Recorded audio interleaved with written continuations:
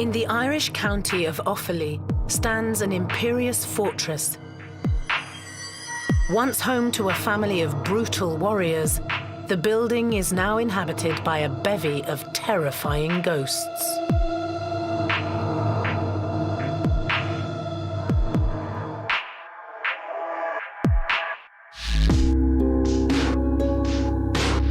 With tales of bloodshed and slaughter, Leap Castle wouldn't look out of place in a Hollywood fantasy world. But the stories of death and torture here are very much real. Sean Ryan has owned this medieval stronghold for over 25 years. We were just lucky. It came up at a time when there was nobody interested in it. It was very cheap. I had loads of energy and I just fancied having a go at it. And that's how it came about. But we're delighted we did. We loved the place. During his time at Leap, Sean has learned to live with his ghostly lodgers. There are lots of spirits in the house. They don't interfere with us or make life difficult. They let us know they're here. And we live alongside that.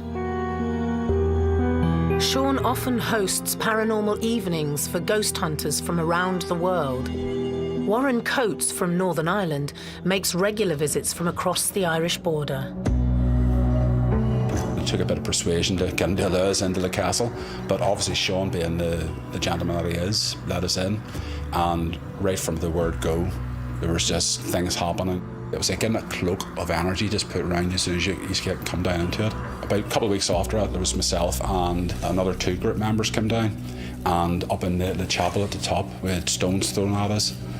Again, to us, it was just trying to draw attention. You know, people sort of freak out and think, oh, there's something trying to possess us or trying to harm us. Things they got are normally the spirit, just trying to draw attention. Warren works alongside fellow paranormal enthusiast Neil McMenamin. First time I was overwhelmed because it's such a big hype for this building and you're so excited and you're expecting so much. But it took 2 or 3 goes in this building before I got what I wanted, what I got out of it. Neil and Warren have captured many EVPs during their investigations at Leap Castle. EVP stands for electronic voice phenomena. It's a way of capturing ghost voices or disembodied voices, normally using a digital audio recorder or a cassette recorder. Please make a noise for us now. Oh, God. I've been to tons of locations and things happen. You hear noises, you hear bangs, doors close, multiple different things happen. This place affects you emotionally, so I don't know how to explain that. I can explain all the other ones, but here just messes with your brain. Please make a noise for us now. Oh, God. And I don't know how to stop it. I don't know how to protect myself from being that way, because it did scare me.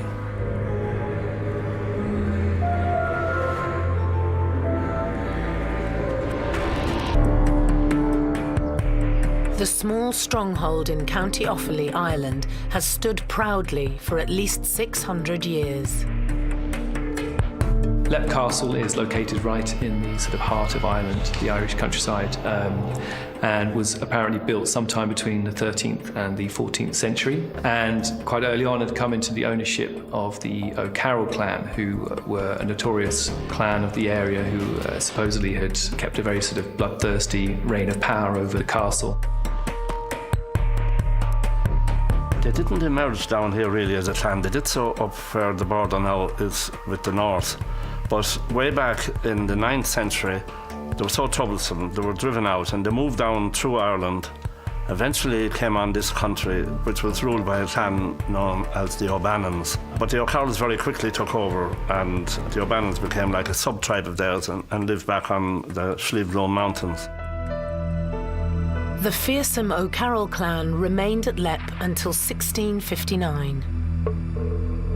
Then at some point it came into the hands of the Derby family sometime in the 1600s. And there's one woman of the Derby family who apparently brought evidence of potential hauntings at the castle to the public attention.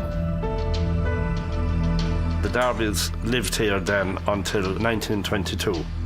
It was bought and sold then many times during the 1900s until it came up again in 1991. And that's when then we, in probably a little fit of madness, decided we'd buy it. Early 94 then I started the restoration, albeit I've slowed down a good bit now because the madness is over. But we have enough space to live, so that's fine for us. Under Sean's stewardship, Leap Castle has thrived. The history alone, places like this need to be kept and restored, and it's good with the paranormal world because it keeps, see like the money produced like doing events and all here, that brings in a ton of money that we can use to restore. Then we help Sean restore the building and keeps it up to date and stuff and all, and keeps more people visiting from all around the world because this building is known all around the world. It's just an amazing building in general, so it is. It was the history alone that first persuaded paranormal investigator Ray Mullen to visit Leap. The very first time I came here, we actually came on a day trip. You know, we just came to have a look at the castle, and we actually were staying in a near castle, Kinnity Castle, and we were really intrigued by it. There was like a feeling as you walk in that door. And we decided we'd like to stay the night here, you know, so we had the group set up at that stage. So we said, okay, we'll give it a go and see what it's like. And the very first time we stayed here, we were scared because we'd heard so much about the castle. There was a few things happened that we couldn't explain, noises and stuff that we were amazed by. Certainly we have had smells up in the gallery room upstairs where a real strong sort of disgusting smell would have wafted across, and then a split second later the smell's gone, you know, and you also get that drop in temperature. Many believe that activity like this is all down to an unworldly inhabitant of Leap Castle. Elementals are what I would class as low-level entities, basically. They're not human, they've never been human, they've never walked the earth as a human, hence why the elemental name is given. The elemental that's supposedly in Leap Castle is classed as a figure, but it's also accompanied by the smell of rotting flesh, and people say that this is more of a demonic entity within Leap Castle rather than, obviously, a positive energy. Now, it sounds horrific and all that, and it was written about by eminent people at the time who stayed here and experienced it, and I'd have no cause to doubt them. Stories of the elemental date back centuries. Elementals are very common in folklore, particularly in sort of Irish folkloric mythology. Talk of fairies and the creatures of the country and hidden realms. We sort of see them cross into ghost stories because they have properties that what we think of as traditional ghosts might share, and you know, some people have even suggested that what we take to be a ghost is actually an elemental. That's a whole different thing in itself. I believe that they reside on a different plane than us, within our plane, but not to where we could see them or be a part of their world. And from what I know of elementals, the one in Leap Castle was conjured, was brought through in a negative way to do negative things. One group of ghost hunters decided to fight negativity with negativity at Leap Castle and captured a disembodied voice on camera. I mean, this is your place. You're supposed to be the boss here. Seems like you're getting your face licked here, man. Just like... In this particular audio recording, you can hear a clear no response.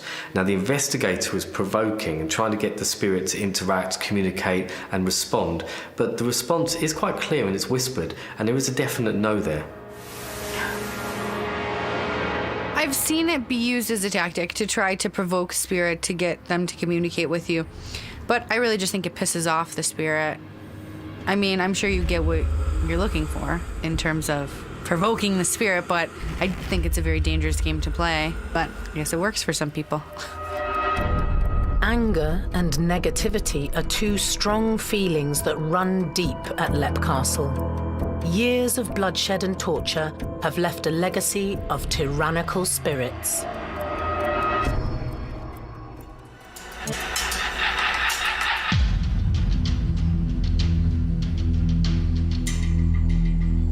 Leap Castle in the rural Irish county of Offaly has dominated the picturesque landscape for 600 years.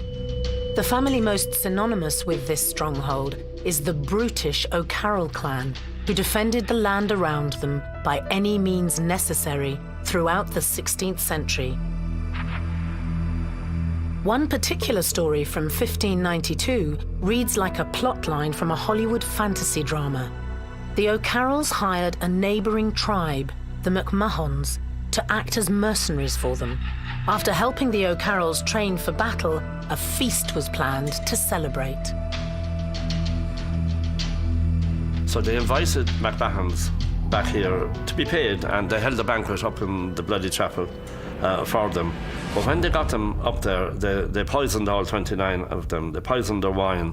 The experts would say the only reason is they didn't want to pay them. There is an account written by a Father Gleason saying that on the night then they went crazy because they started cutting the heads off the McMahons, and they kicked them out the windows at the top and made footballs out of them around the barn. The bloody chapel has been known to leave a lasting impression on visiting ghost hunters. I've been here 4 times, so I have, and it's an amazing location, so it is. It affects your emotions, something shocking. It is a total different feeling. It's hard to explain, but it wipes you, it exhausts you, it's tiring. It's enjoyable, it's an amazing location. It's only when you're here on your own, at night time, when things generally happen. Some people say it's ridiculous. It only happens at night time. It's just I think the reason for that is because you're on your own. There's not many distractions going on. Warren Coates remembers spending the night in the chapel. We walked into the chapel, and over at the far side, just when you turn, you walk into the actual chapel itself. There's a doorway at the left-hand side of it, and I was aware of a figure standing in the doorway. But I thought, I suppose in my naivety, I thought it was like a dummy or something that had Sean had set up just for added sort of fear factor. We walked into the room, sat the stuff down, I looked over and the figure was gone. And I never said anything to one of the other group members. I could have sworn there was somebody standing, there was a man standing over there. And we thought it was Sean's wife or his daughter. And then we found out there was nobody down here. We actually went into that room and there was nobody at all there. But I say, you'll be standing here and you hear the noises, you hear the doors rattling, you hear the chairs rattling on the stone flagons, and you hear the footsteps up above as well. Warren's fellow paranormal team member, Neil McMenamin, had a terrifying experience in the unholy chapel. I don't know why I went off my own, but I just went off for a wee walk. So I just had a wee look around, and I worked my way up the bloody chapel, and everyone's downstairs having fun, eating, all chilling out. And I got upstairs and I came in here, and I remember I think it was nearly an hour went by and no one came looking for me. Didn't even notice I was gone, and it was just getting dark, so it was. I was just standing and just looking about, and there was black shadows floating about here and there, kept outside my eyes, kept catching them. So I did, and I was calling out. Something overcame me. I started working my way towards the window. Something was telling me, I'll be okay if I jump. I'll be okay. I know it sounds a bit crazy, so it does, but I must have been standing there for a good 20 minutes, looking, thinking I could squeeze through that window and looking down at the forest below. Someone was telling me, you'll be fine. You're not going to get hurt. You're going to jump. It'll be 100% fine. Nothing's going to happen to you. And lucky enough, one of the other staff members came up the stairs and called me, and I just snapped out of it. So I did whatever I was in, and it sort of freaked me out. It's terrified me of this bloody chapel, because I don't really want to down around here on my own. If I'm ever up here again, I'll be up here with people. So occasionally we might hear of a ghost sighting or an interaction with a ghost that involves the sensation of having been taken over by the spirit, or, in a way possessed by the apparent spirit. And it's certainly not restricted to Leap Castle. It could be that something in all the history and the sort of the drama and emotion of these stories, and then being at the location, I think can sometimes sort of people can maybe embody something of that through the atmosphere of the building and the history. I think if you're up here on your own, there's a good chance that you could have something that pushes you to do things you don't want to do. Paranormal expert Jo Lockwood was also affected by something in the Bloody Chapel when she paid a visit to Leap Castle. It's a gravel floor. You've got to really be careful where you're standing because one failed move, you would be out the window. And all of a sudden I felt a wave of emotion come over me, and it was like I was spinning on the inside of what I would perceive to be a vortex or a portal. And I felt like I was spinning round. And as I came to, I was stood right near the window, and one of the people who I was with actually said to me, "You need to come away from the window."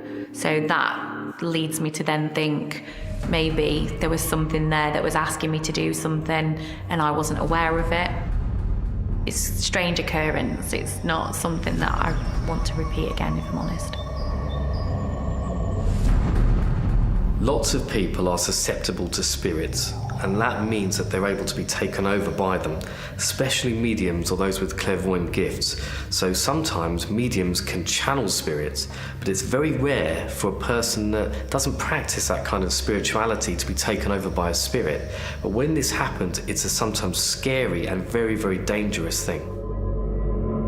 Going into haunted locations, you come into contact with very powerful spirits that can make you feel the way that they're feeling. We're such sad spirits that make you feel the way that they're feeling. And there have been accounts of people being taken over by spirit. It's not a common thing, but I think it's more common to have a spirit project onto you what they're feeling. It makes more sense than being possessed. And being in such a place of such destruction and terror and torment and torture definitely makes sense that you'd walk in there and you would feel everything that those people felt going through what they did at that building and that location. Neil will never forget the power of the spirit in the Bloody Chapel. Scary how spirits can actually control you and do stuff to you that you don't think. I thought I was no way in hell. I think I'm stronger than them. Do you know what I mean? I never thought they would have as much power on me.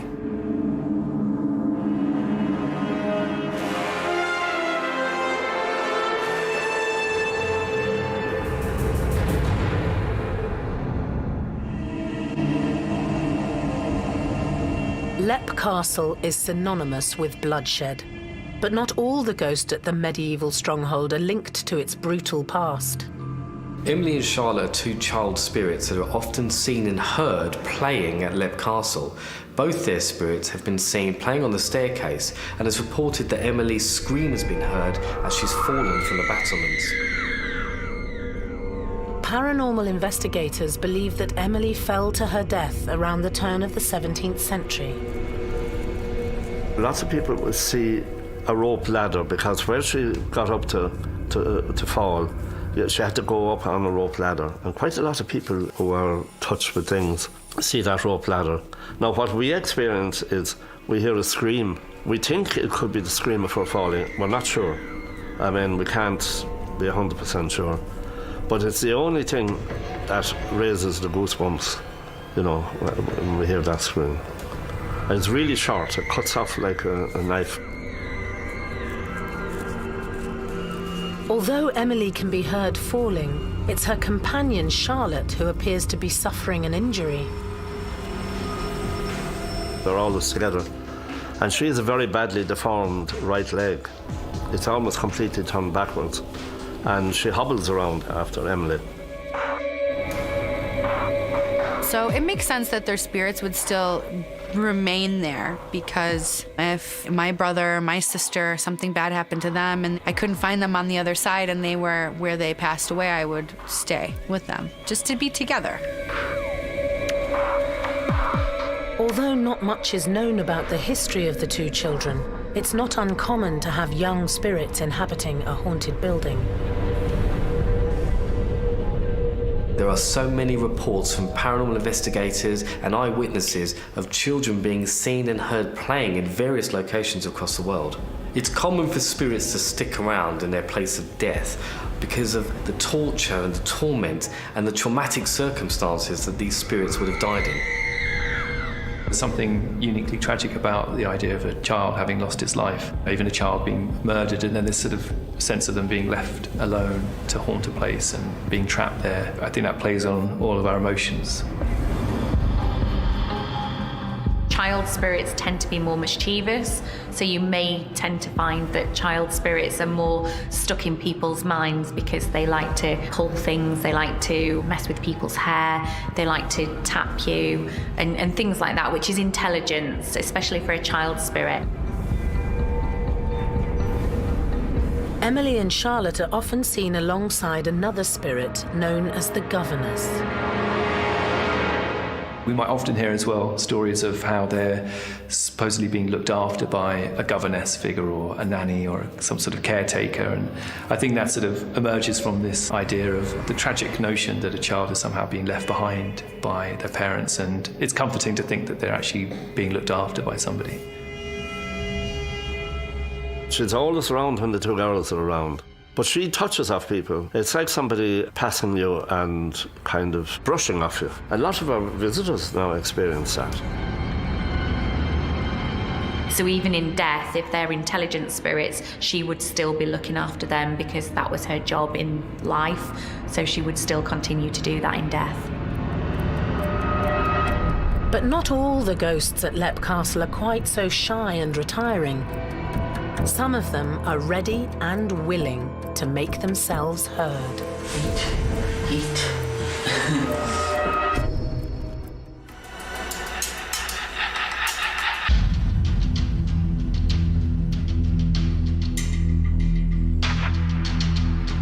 County Offaly in Ireland is home to one of the most haunted historic structures in the world, Leap Castle. Ghost hunters regularly make the journey to this rural location in the hope of experiencing the unexplainable. It's an amazing place. There's definitely something here. Because of the bad past that Leap would have had, maybe it's because so many people have died in Leap Castle that maybe that's the reason. But it's hard to really put your finger on it. A lot of stuff's happened here, a lot of history. Nearly every person that's came here has been affected in some sort of way. Ghost hunter Warren Coates has been passionate about the paranormal from a young age. So I've always had the interest, but I went, this is rubbish. You know, there's no such thing. Went out to try and disprove it wrong, and went to a couple of sort of local, supposedly haunted locations, and changed completely. Witnessed stuff that just could not put away as natural occurrences. Looked at all the possibilities and was left with one thing, it was the paranormal. So since that, I've been a believer. Eventually, Warren's curiosity led him to Leap. The first time I came here was around 20 years ago. Long before Leap Castle now is known as one of the most haunted castles in Europe. During one of his many visits, Warren captured something out of the ordinary. One of the photographs we have is actually a couple of group members were up in the room with the balconies in where the elementals are supposed to be seen. And one of the group members was actually looking in the mirror, and I was standing at the far side of the table and I took a photograph. A lot of people say that it looks like a face looking back at them. Could this be the face of one of the many men who lost their lives at Leap Castle?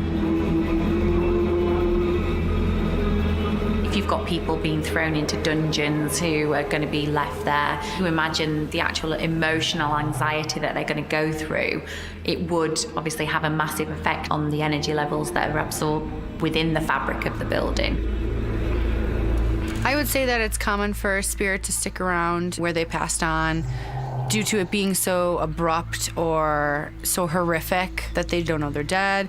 They feel like they can't move on. It really goes back to the story of the spirit and what happened to them.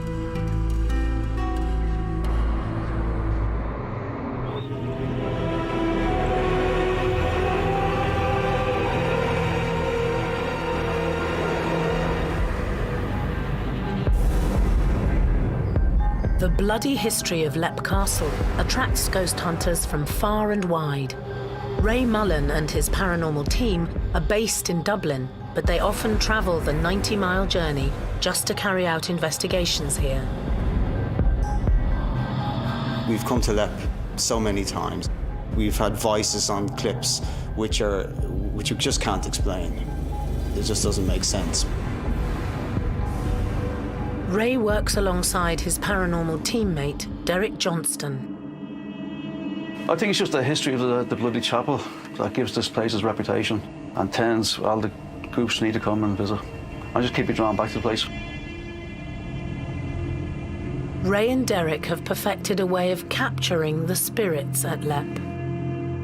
What we do is we set up some cameras, we set up EVPs, and we just talk to see is there anything there and if we get any answers. Most of the time you'd be talking away, having a general chat, and you just hear a voice and maybe in the background when you're listening back. And it's when you least expect it. There's two of the lads out in the balcony where John grows the grapes, and we were setting up the cameras on the inside, and I was shouting out to Stephen, who's there with us as well, how to hire and lower the cameras. And then we got this EVP that's something said, it, and then a laugh, or it could be eat, and a laugh. Eat. Derek would listen to a lot of footage. He spends so many hours. It takes a lot of dedication. He sits down, he goes through all the tapes, and you'd get a phone call from Derek to say, I've just heard something I really need you to listen to. This particular clip, there was no female there that night. We're just setting up equipment, and it's like you can hear a female voice. It's like as if she's been watching or something, you know, in the background while we're setting up the equipment. Eat. It's saying eat, and laughing in like this malevolent, nasty laugh. Sounds like a clear EVP. I would definitely rank that high on the EVP scale. EVPs like this still excite a seasoned investigator like Derek. The hair stand up on your neck, to be honest, because I'm a skeptic as well, so I don't usually believe in all this stuff, but I can't explain it.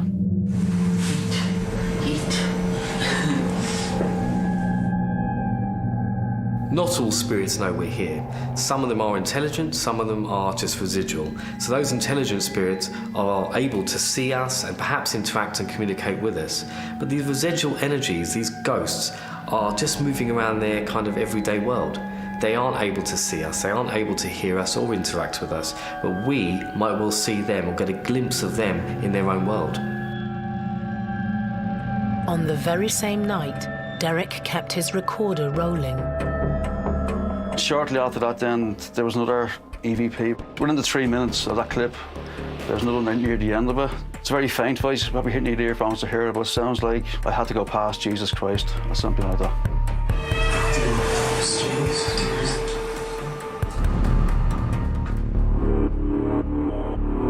In this audio recording, you can hear what sounds like a male voice, and it says something like, I had to go past Jesus Christ. It's definitely a sentence, it's definitely a male voice that's speaking just as the door is squeaking open.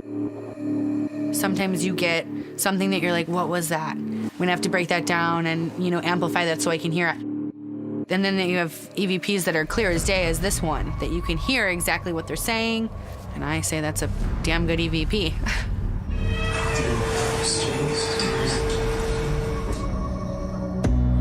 It was a fantastic capture for Derek and Ray. It used to scare us, you know, this is really, really strange, you know. But now, you know, you sort of get used to it. We wouldn't have had a huge amount of times it's happened. But when it does happen, there is no explanation for it. Where did the voice come from? There must be something. So there's something in there that says there is something, you know. Capturing intelligent spirits on tape can be extremely difficult, and often the responses they give are seemingly random. Is it possible that they're not even aware that they're being contacted? I don't think it's that they don't know. I think it's that they don't care to know. I believe the afterlife is very much what you perceive it to be, what you want it to be. But as I've come to know is they're aware of time, but they're in a timeless place. So how aware of time can they be? So they know that we're there and that we're, you know, still living and on the other side, but I don't think they're like, oh, it's, you know, it's 4 o'clock Eastern Standard Time. You know, gotta hurry up, it's getting dark outside. I don't think they're aware like that.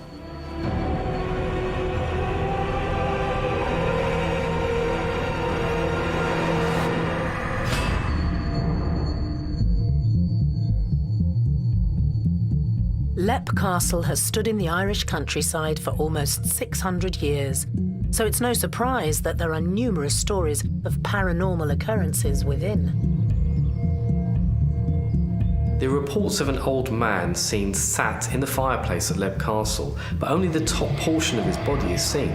Now, he could well be a residual of energy, a ghost, but the reason why he's only this part of his body is seen is because the floor might be a different level than it was back in the day. So what you're seeing isn't really there, but the building has changed and the structure of the room has changed so much that we're only seeing this portion of his body.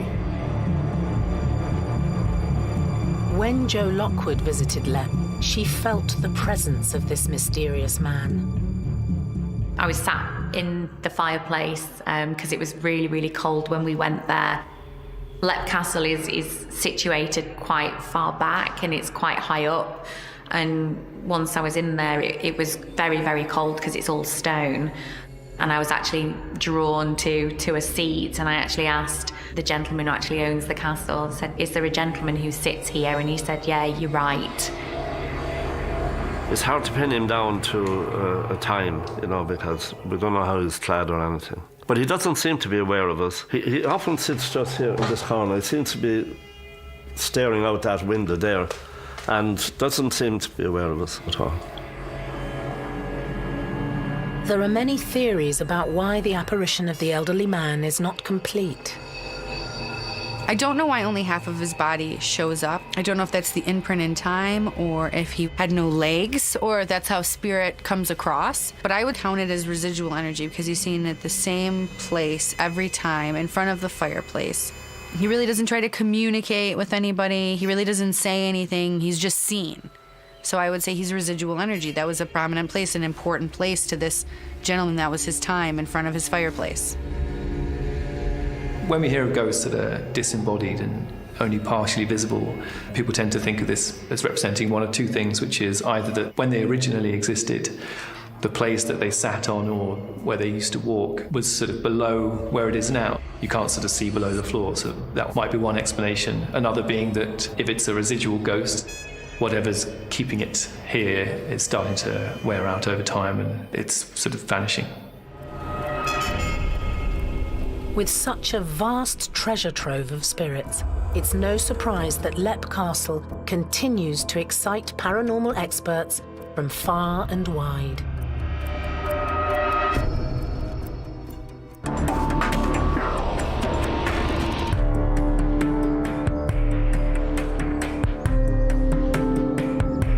Leap Castle is one of the most haunted locations in Ireland.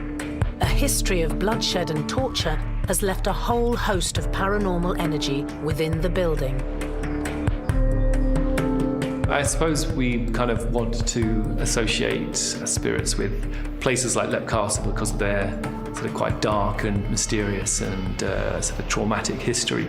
It sort of really captures the imagination of what we associate the haunted place to be. In the castle's most notorious room, the Bloody Chapel, the apparition of Father Thaddeus O'Carroll has been seen on many occasions. It's quite common for the spirit of monks or priests to be seen haunting locations. In this particular case at Leap Castle, the priest was murdered by his own brother in the Bloody Chapel. Thaddeus was one of the members of the barbaric O'Carroll clan who once ruled over Leap Castle. Unlike in so many tribes, the leadership did not pass down to the son of the chieftain. Instead, the elders would select a shortlist of candidates and decide between them. When Mulrooney O'Carroll died in 1592, Thaddeus and his brother Tig were in line to take over. Two of them were up for chieftaincy at the time. And one of them, Thaddeus, was a priest. Tig was the other one. Thaddeus started a mass one Sunday before Tig arrived. And Tig reckoned it was the worst insult ever paid him. And he killed him.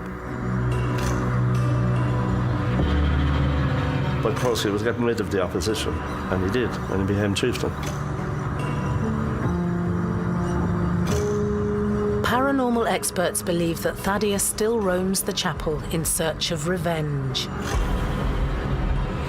As in Japanese folklore, the sort of spirit is known as a reikon, and you can actually get a very specific ghost called a yurei. So a yurei is a ghost made specifically because the spirit was created through a violent act. And so in that moment of violence or heightened emotion, the spirit transforms into a ghost called a yurei, which then will come back to haunt whoever they consider responsible for their death or creating that moment.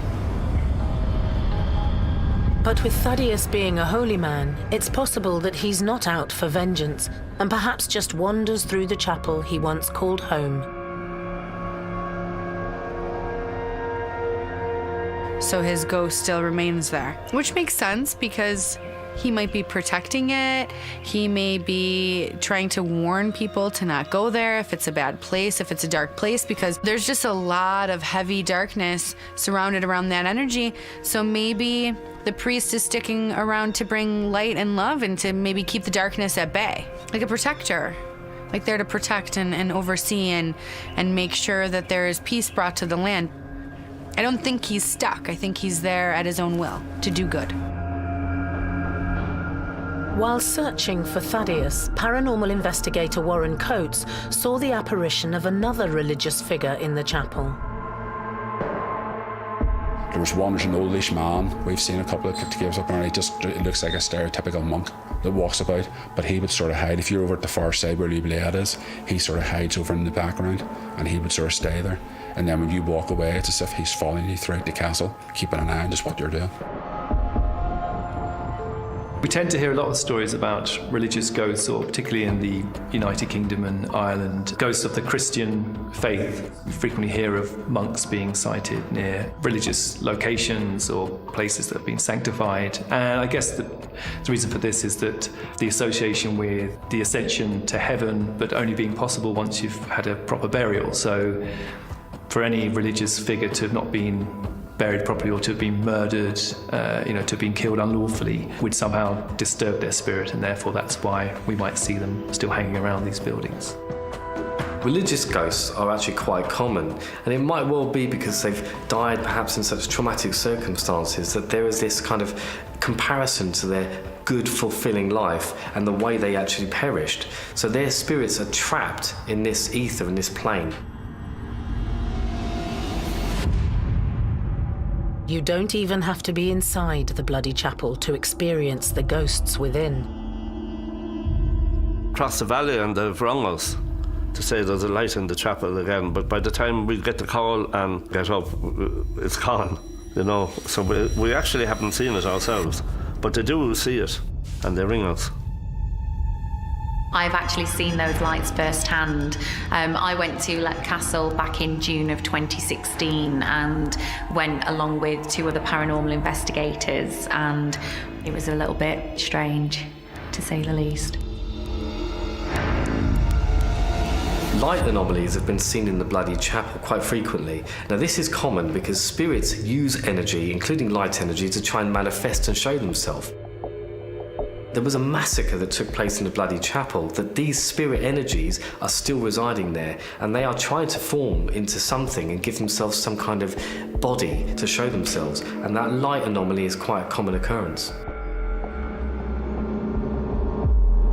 We often hear reports when people talk about strange sightings, particularly possible ghosts or apparitions. You commonly hear stories also of strange lights being seen at the same time, or something glowing. It might happen at night time and there's not a light source around. So, the fact that this is something that happens at Lep Castle apparently would be quite a common occurrence.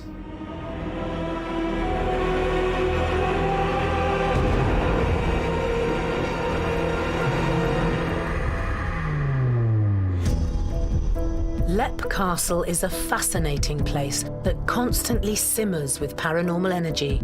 It's no wonder that the people who visit feel so enchanted by the place. What happened to me here is something that I'll never forget, and it's something that I don't really talk about because it's a bit of a touchy subject sort of thing, and it's scared me how much spirits can do, how much power they can have over you.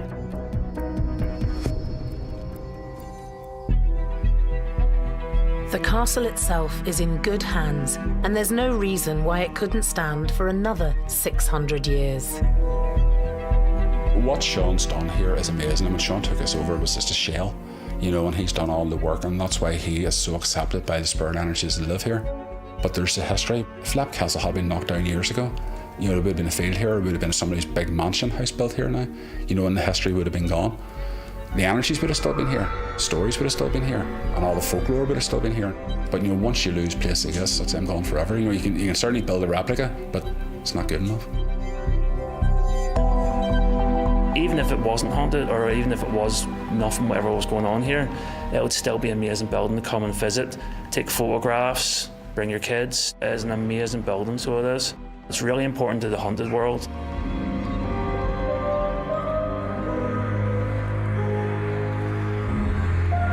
It continues to be a passion project for Sean, who is maintaining the legacy and the legend of Leap Castle.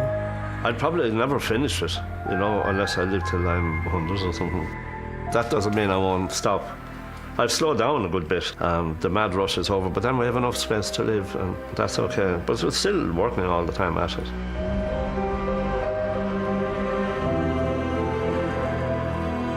Sean has done everything that he possibly could to keep the place going. He keeps the history of it alive. It's like when I come here, I try and imagine what it would have been like to live here maybe 600 years ago, you know, and it would have been quite a different place. It's an amazing castle.